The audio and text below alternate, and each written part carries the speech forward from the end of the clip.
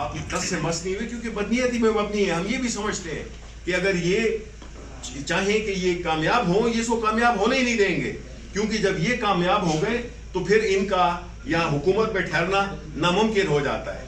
تو یہ اپنے پاؤں پہ کلہاڑی نہیں مارنا چاہتے, حالانکہ حقیقت یہی ہے کہ ان کو پتہ ہے جس کے پیچھے یہ سیاست کر رہے ہیں اس کو یہ حل ہونے ہی نہیں دیں گے.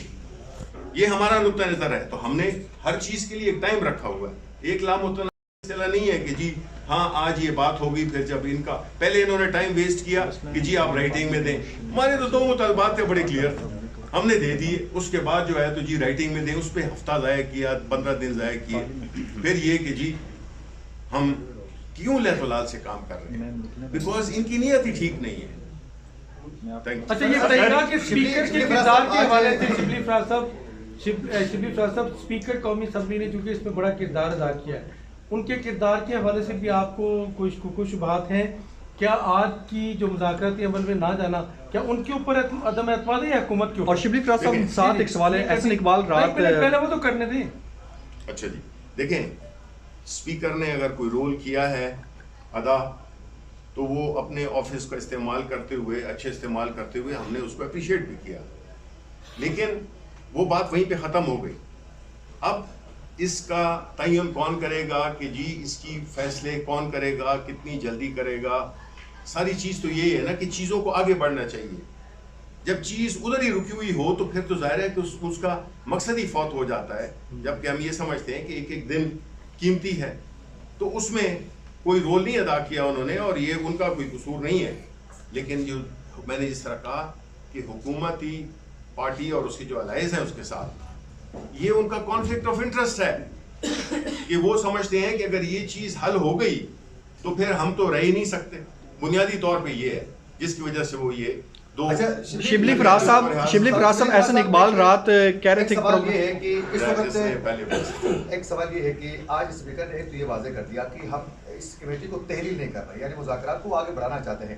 تو اس کا مطلب ہے کہ اسپیکر چاہتے ہیں کہ مذاکرات ہو آگے جا کر, اور حکومتی کمیٹی نے بھی یہ واضح کیا کہ اپوزیشن کے نہ ہوتے ہوئے ہم ان چیزوں کو ڈسکلوز کرنا نہیں چاہتے ہیں. ہم چاہتے تھے وہ آئے بات سنیں. تو اسپیکر ایک موقع ایک اور دے رہا ہے تحریک انصاف کو, تو آگے جا کر مذاکراتی عمل کا حصہ بن سکتے ہیں. دیکھیں وہ جسے کہتے ہیں کہ proof of the putting is in its eating.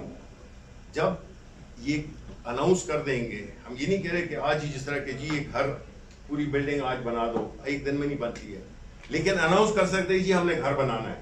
Announce کر سکتے ہیں کہ جی ہم حکومت کے طور پہ فارملی ہم یہ اعلان کرتے ہیں کہ ہم یہ 2 کمیشن بنائیں گے, ہم جو سیاسی قیدی ہیں ان کو رہا کریں گے. یہ بات ہے, یہ اپنا اندیہ دے دیں کہ انہوں نے ان کی انٹینشن ہے, تو پھر اوبیسلی خان صاحب اس پہ انہوں نے تو یہی فیصلہ یہی تھا کہ جی یہ مذاکرات ہو, لیکن بمقصد مذاکرات ہو. یہ نہیں کہ ایک دکھاوے کے لیے ایک ناٹک سا سجا دیا جائے اور اس میں نہ کوئی فیصلہ ہو نہ اس میں آگے بڑھ سکے. شبلی فراز صاحب بتائیے گا, احسن اقبال رات محمد مالک صاحب کے پروگرام میں کہتے ہیں کہ مذاکرات کی آڑ میں صرف اور تحریک انصاف کا ایک مقصد تھا کہ وہ القادر ٹرسٹ کیس میں ریلیف چاہتے تھے. کیا کہیں گے اس میں؟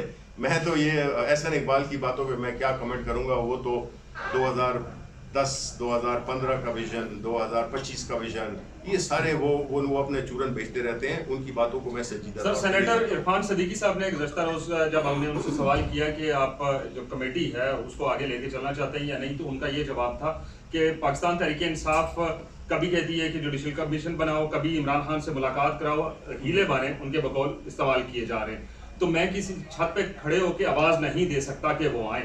اگر وہ نہیں مذاکرات کرنا چاہتے تو اس کمیٹی کو تحلیل کر دیں, ختم کر دیں اس کو.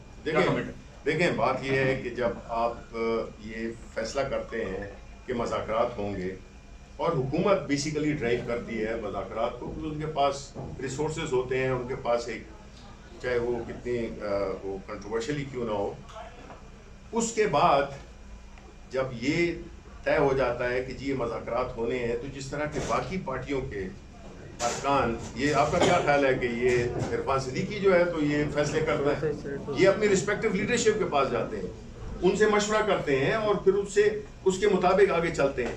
ہمارا لیڈر جیل میں بیٹھا ہوا ہے, تو ہم یہ نہ کہیں کہ ہمیں ان سے ملاقات کی تو اجازت دیں کہ اگر یہ بھی ہو کہ جی فیصلہ کرنا ہے کہ جی یہ فیصلہ بڑا اچھا ہو گیا اور آپ اس کو انڈورس کریں, تو اس ملاقات تو ہونی چاہیے نا. وہ ملاقات ہی نہیں کرتے, فیسیلیٹیٹ نہیں کرتے, اس کا مطلب بات نہیں آتی ہے, وہ چاہتے ہی نہیں ہے. لے تو لائل سے وہ کام لے رہے ہیں, کیا ہے ان سے ملنے سے کیا ہوا ہے؟ لوگ ملتے رہتے ہیں. ایک سب سے آپ نے اس کو سزا دینی ہے, اس کو سزا نہیں دینی.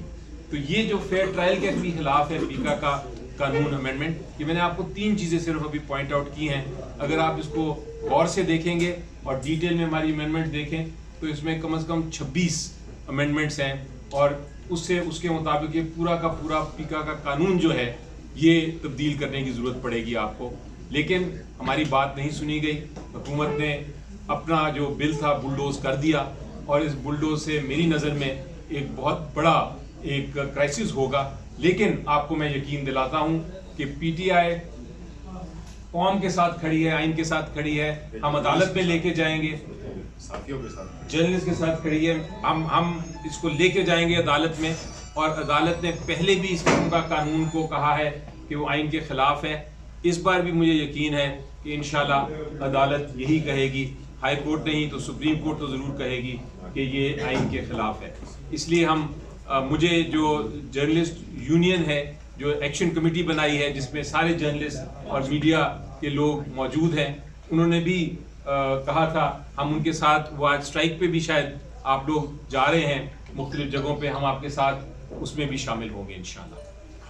جی نلابر صاحب. بسم اللہ الرحمن الرحیم.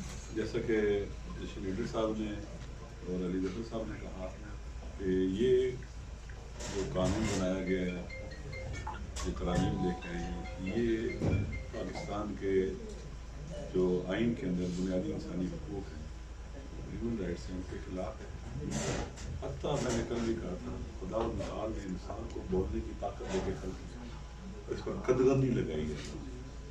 آپ کو فریڈم آف اسپیچ اللہ نے دیا ہے, آپ خدا سے بات کر سکتے ہیں, آپ اپنے اللہ سے بات کر سکتے ہیں, آپ کو تاکہ بولے, معاشرہ بولے, گفتگو کرے, آواز اٹھائے, اس لیے بولنے کی طاقت دی ہے. اور یہ کیا چاہتے ہیں کہ لوگ گونگے ہو جائیں. کاش نااہل, نالائق اور ایسے لوگ جو زبردستی مسلط ہوئے ہیں یا پر حکومت نہ کرتے, یہ سب اسی وجہ سے ہو رہا ہے. جب سے جو رجیم چینج کا ایپیسوڈ شروع ہوا وہاں سے شروع ہوا ہے کہ لوگ ان کے بدنمات داغ ہیں ان کے ذہنوں میں, سوچوں میں, ان کے عمل میں, اس کو بیان نہ کر سکے. اور جدھر یہ ملک کو تباہی کی طرف لے کے جا رہے ہیں نہ بولیں.